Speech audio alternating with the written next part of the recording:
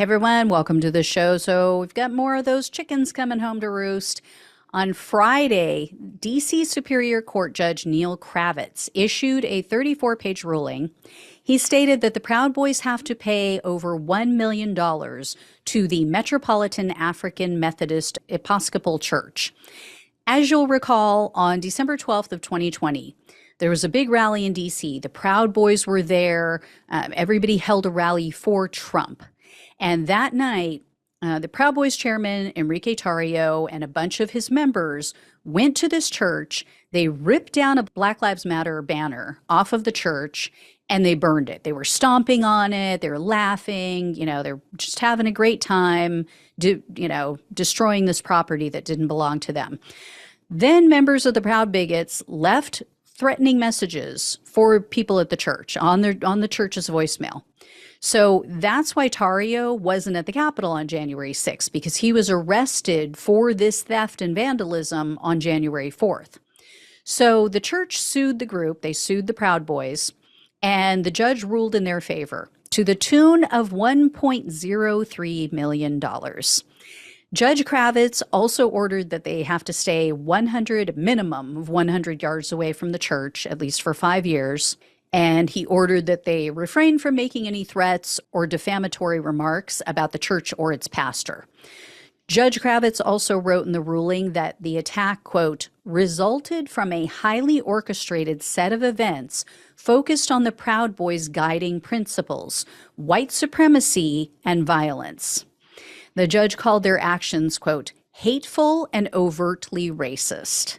And then he noted that they've, quote, incited and committed acts of violence against members of Black and African American communities, victimized women, Muslims, Jews, immigrants, and other historically marginalized people. And then in explaining the dollar amount that he placed on the judgment, he wrote, quote, compensatory damages alone will not address the defendant's reprehensible conduct or the extraordinary emotional trauma suffered by the church and its congregants. To the members of the church, the burning of the Black Lives Matter sign represented a complete negation of their right to worship as they please, and more fundamentally, to participate fully in the life of the community and force them to hearken back to the long and painful history of white supremacists committing wanton acts of violence against Black churches. So along with Tarrio, the church's complaint named Proud Bigot members John Turano, Ethan Nordine, Joe Biggs, and Jeremy Bertino.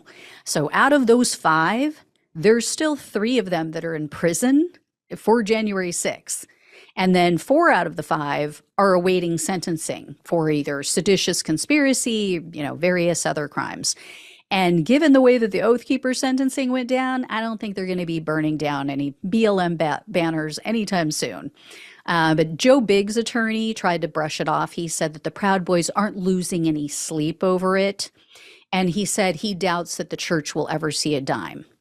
But the attorneys for the church said, we're planning to dig into their finances. They are going to investigate the finances of all 5 of these defendants, and they said they're going to ensure that they comply with this order.